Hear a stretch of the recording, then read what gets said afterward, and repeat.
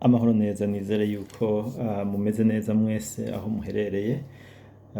Uno munsi nashaka tuganire ku kintu nibaza yuko abantu benshi mukunze kubona, ahanini abantu benshi nshaka kwibandako n'abantu baba muri Afrika canke bakomoka muri Afrika. Nkagomba kuvuga ku kintu c'ubuyobozi, ubuyobozi bw'abakuru b'ibihugu dusanzwe dufise muri Afrika, haba mu Burundi canke mu bindi bihugu vyo muri Afrika. Hariho abayobozi b'uburyo bubiri. Abo bayobozi bari mu migwi ibiri mikuru mikuru.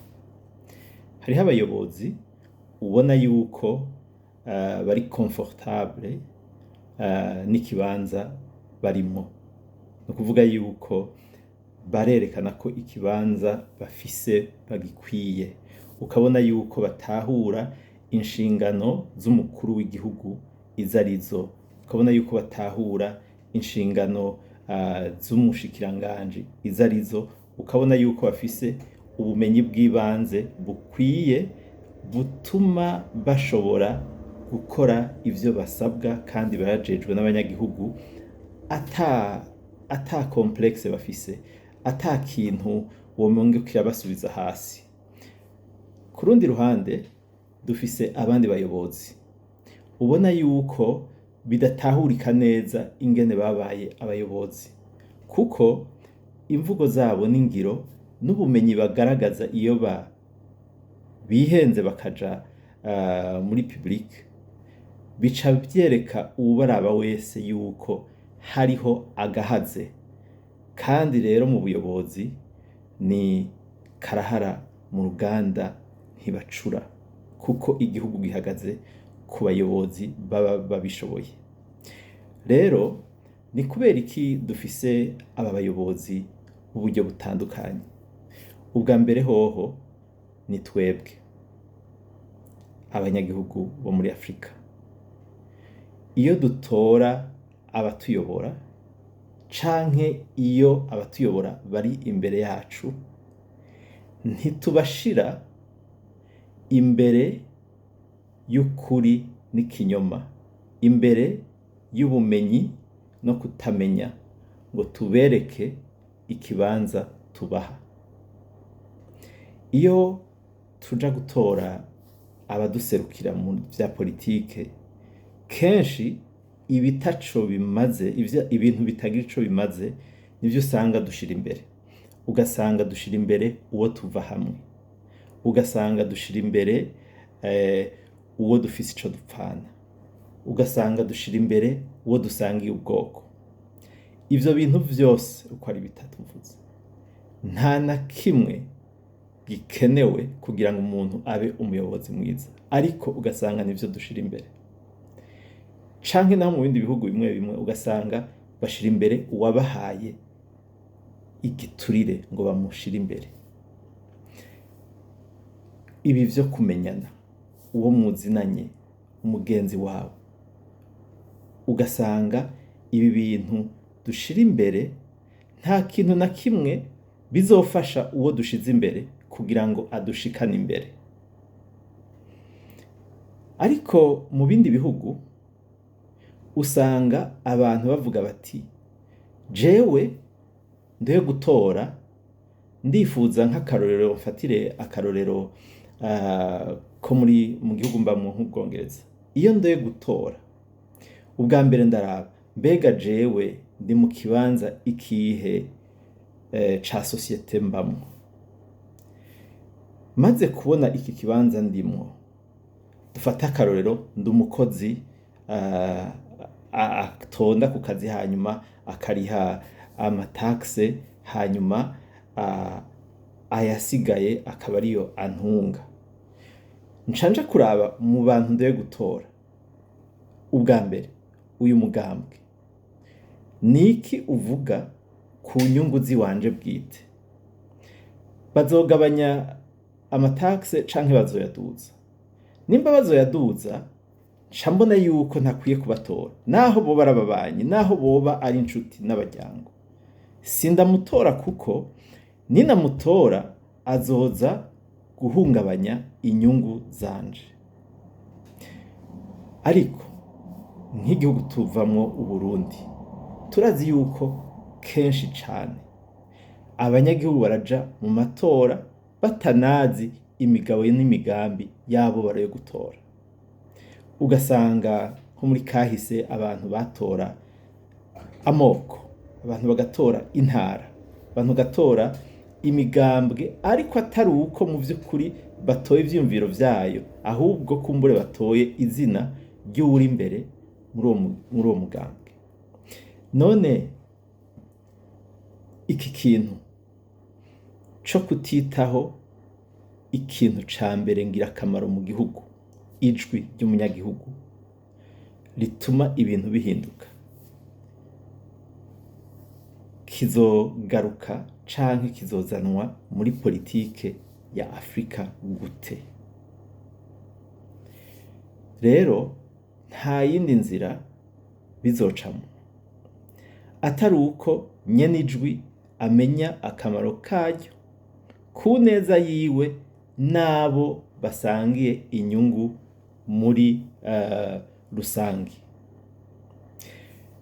Aho rero nariko mvuga ko dufise twebwe ubwa mbere uruhara nk'abanyagihugu, nk'abarundi, nk'abanyafrika, turafise uruhara runini cane kugira ngo dushobore gufasha Afrika kugira abayobozi bafise imigabo n'imigambi tubona yuko ishoboka, achievable, tubona yuko kandi izotugirira akamaro. Reka tuve ku ruhara rwacu twebwe tuje ku ruhara rwabo. Ntivyumvikana ingene muri Afrika tugira abayobozi agenda akemera akaja mu kibanza umunsi wa mbere agishitsemo akerekana ko ari kibanza kimuroka, no kuvuga kitamukwiye. Umunsi wa kabiri gutyo, uwa gatatu, iyinga amezi, imyaka ikagwira imyaka, uwo muntu ari skandale muri ubwo buyobozi bwiwe gusa, adashobora kuvuga ikintu na kimwe kizima kijanye n'urugero rw'ubuyobozi. Ariko dufate nk'akarorero, iyo ubonye umukuru w'igihugu runaka atumiwe mu manama ubona yuko ari amanama arimwo ubumenyi bwa politike n'ubuyobozi bwo ku rugero rwo hejuru, umenye yuko utwagwa n'umuntu ari mu kibanza akwiriye. Ukaba naho umukuru w'igihugu uvamo utarigera umubona mu manama mpuzamakungu, aho ivyiyumviro bigoye guhindura no guhindurira no kugarukana kugira ngo bisigurirwe isi. Ntumubone uwo muntu nawe atwara igihugu cawe ahabwa ijambo mu manama nk'ayo ngo avuge iciyumviro ciwe nk'uruhara rw'umwe mu bakomeye baba mw'isi, abatwara ibihugu, umenye yuko utwagwa n'umuntu ari mu kibanza kimuroka, ari mu kibanza kitamukwiye. Ukazobona ufise umushikiranganje utigera wumva aja imbere y'abantu ngo asigure ivy'ubuhinga n'ubumenyi bwo mu bushikiranganje bwiwe ku rwego abantu bose batahura bakavuga bati turaha tujaha vyahiswemwo kubera iyi mpamvu iyi n'iyi, bizodutwara uburyo bungana gutya kandi tugomba kubikora kubera ibi n'ibi n'ibi. Ngo nimba ari mu burimyi n'ubworozi, umunyagihugu gushika kuri wa munyagihugu muto wo hasi yumve umushikiranganji ajejwe ico gisata kimuraba amusigurira ingene igihugu ciwe cahisemwo inzira yo kumushikana ku mwimbu utubutse. Umenye yuko uwo mushikiranganji utamwumvana ibintu nk'ivyo ari mu kibanza kimuroka, ari harya kubera nkunzi, ari harya kubera asangiye intara n'umushiraho, ari harya kubera asangiye umugambwe n'umushiraho gusa, ari harya kubera kumbure asangiye ubwoko n'umushiraho, ariko ntari harya kubera yarabishoboye. Sinzi ko mwibuka ncishijemwo gato ku ntwaro ya Perezida Jean Baptiste Bagaza,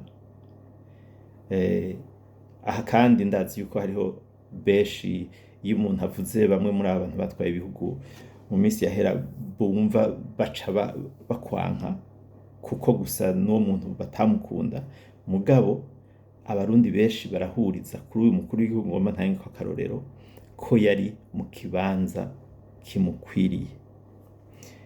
Hariho akaririmbo kuri Bagaza kabaza ngo mbe wibaza iki mu ntara yawe, wa mudasigana, nibutse ko ari umugambwe umwe nuvuga bose barabadasigana, ibi navyo ntitubipfe, wa mudasigana amajambere ari hehe umaze kuyageza hehe, wararimye kijambere nk'uko bitegerezwa mu mategeko y'intara yawe, imigambi wimirije yo niyihe izokumarira iki? Umunyagihugu w'ico gihe yarigishwa akamenya buri gisata cose les priorités, abashikiranganji bakaja mu ntara bagasigura igituma abanyagihugu bagomba kuva muri nyakatsi bagashirwa mu bigwati, bagasigura igituma aho ibigwati bizotangurira ariho hatowe, bagasigura impamvu nko mu magara y'abantu abantu bagomba kwigishwa ivyo gufungura neza.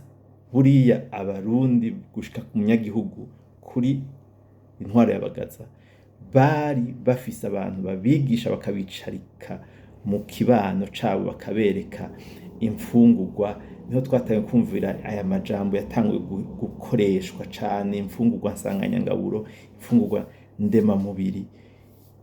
Ibi vyari ibintu bifise ababikora babizi. Ni kubera iki ndiko ndavuga ibintu vyose?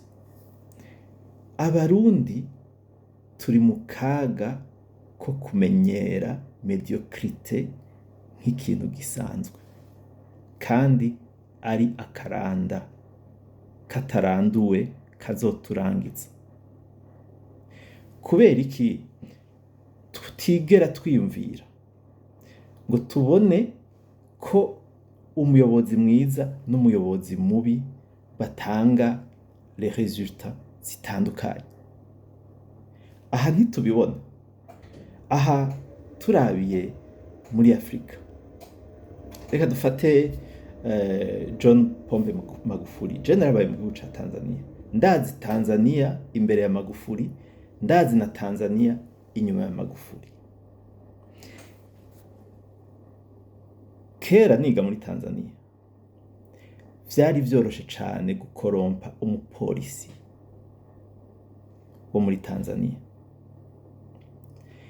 No kuvuga warashobora kuba mu makosa gusa. Ndazi abantu bamara nk'umwaka bose batwara imodoka itagira icangombwa na kimwe kuko yarazi ko afumbatije umupolisi. Ivyo bintu nta ngorane, yaratwara imodoka. Nasubiyeyo Magufuli atwara igihugu. Imbere yaho narajayo kenshi, naragenda ngakorerayo nkagaruka. Nsubirayo rero ariwe ari ku butegetsi, ndi kumwe n'umugenzi twakorana, wewe atari bwaje muri Tanzania na rimwe. Ariko atangazwa n'ukuntu kuri aeroport international d'Arusha abantu banyaruka cane guheza ivyo basabwa rwose agereranije n'aho twari tuvuye mu Burundi, mu Rwanda, muri Kenya. Aho hose warabona yuko abantu babatevya ku mpamvu ico gihe zitasigurika. Ariko dushitse kuri aeroport international d'Arusha igihe Magufuli yatwara, yari yaratanze itegeko yuko umuntu atebejwe ku kibuga c'indege ata mpamvu ahamagara n'ingoga muri presidence. Hanyuma abo bantu bo ku kibuga c'indege bazosigura igituma umuntu ateba kurengana kandi afise ibimuzanye mu gihugu. N'akarero gato ngaho, igihugu yagihinduye mu myaka mike cane, yabereye akarorero abakuru b'ibihugu bose bo muri Afrika ko Afrika idakenye, ikenye abayobozi bazi ico bakora, bari mu kibanza bakwiriye. Uravye igihugu c'u Rwanda, nk'abarundi si nkuru mbarirano ku Rwanda. U Rwanda n'u Burundi ni ibihugu bimwe, tuvuga ururimi rumwe, dufise kahise kamwe, tuzinanye kurusha uko Abongereza n'aba Ecosse bazinanye. Ariko niki gisigura yuko ku metero imwe y'akanyaru mu ruguru ibintu vyose bigenda neza, imigambi ikigwa igashirwa mu ngiro, igihugu kigatera imbere, ku yindi metero y'akanyaru hepfo atana kimwe womengo igihugu ntikigira abakijejwe? Ibi twebwe nk'abantu twobisigura gute? Abatwara igihugu ubu bambabarire, ntibafate ibintu personal, bumve yuko udashobora kwama ugira rya kosa nyene ngo witege inyishu canke resultat zitandukanye nizo ufise. Niyo utaba uri umuntu stratege ngo wumve umutima wo guhindura ishusho y'u Burundi, nturote muri 60 mu 2060 iyo shusho yahindutse. Niki ubu President Ndayishimiye ariko arakora atariko arakora ejo gituma mu 2040 na 60 Uburundi buhinduka? Nigiki? Niki yahinduye ngo tubone ngo muri leta yiwe hahindutse, yazanyemwo abahinga bahambaye bashobora gutwara shirahamwe ya leta, bashobora gutwara ubushikiranganji bakurikije experience yabo na competence zabo n'ibindi vyose bisabwa kugira ngo ibihugu bitere imbere. Iyo ufata amashirahamwe ya leta ukashiramwo abantu bafise une experience de moins de 6 ans, akaba aribo bafise ubuzima bw'abanyagihugu bose nko mu vy'ubutunzi, hanyuma ibindi bihugu bifise abantu bagiye bagatwara amashirahamwe kw'isi ahambaye, bafise experience bozana bakoreye mu bindi bihugu bakabiteza imbere bigaragara b'abarundi, abo ntubazane ngo batware igihugu cawe bagiteze imbere, wowe uri perezida ugashiraho abantu gusa kuko ari abantu bagukomera amashi bavuga yuko wewe ari wewe Mana ushoboye vyose, uzi vyose, kandi mu vy'ukuri banakubesha kuko baba ariko basumira inda gusa. Wibaza yuko ico gihugu kizohinduka ngo kuko gusa abantu babirose? Reka twirinde gukinira ku gihugu. President Ndayishimiye, nimba mu vy'ukuri ubona yuko umutima wawe wifuza kubona Uburundi buhindutse, hindura ingiro. Reka abashobora gutwara abandi babatware mu bisata bitandukanye. Igihugu c'u Burundi na constitution yacu kigira perezida nk'akamana gatoya. Ivyo avuze biraba, ico adashatse ntikiba. Malheureusement niko iyo constitution imeze. Nibaza yuko Imana niyadufasha izohinduka, perezida nawe akaba umuntu nk'abandi, akontrolwa nk'abandi. Ariko ubu siko biri. Ko atariko biri rero, nta murundi n'umwe yigera yemera iyo uhagaze imbere y'abarundi ukababwira yuko abo mukorana aribo bagukorera nabi, kuko ni wewe ubashiraho, ni wewe bazeye ko uburaro n'uburamuko. Uvuze ngo mviraho nzanye ubishoboye, baca bakinjura ubishoboye akazi. Ntiwabuze abarundi baciye ubwenge, ntiwabuze abarundi bafise ubumenyi, bamaze kugaragaza ko n'ibindi bihugu barimwo babihinduye.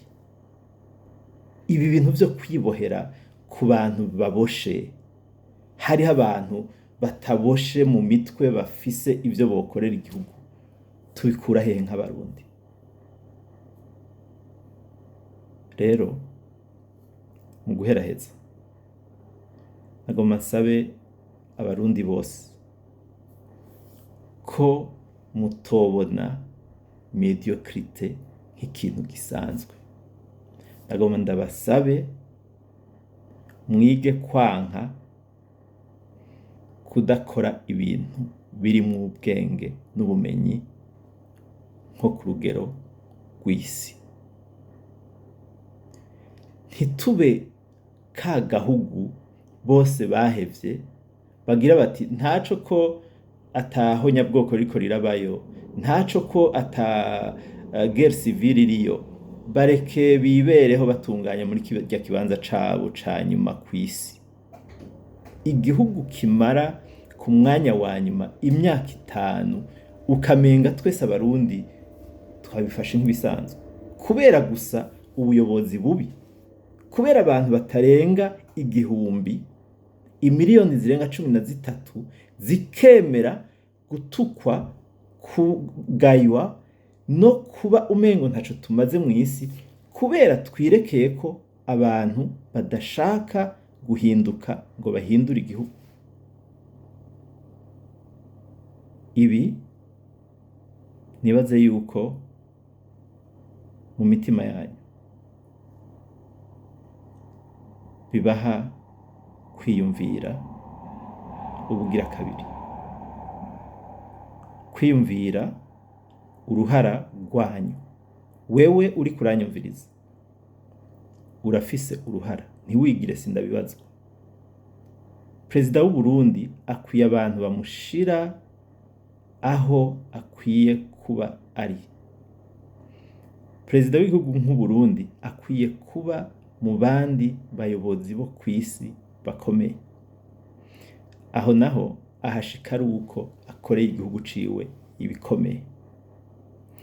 Ntazigera hahonyora akivuga ivyo twumva avuga, ariko atabishira mu ngiro. Perezida w'u Burundi nimba ashaka ikibanza kimukwiye mu makungu, niyihe ikibanza kimukwiye mu Burundi. Murakoze.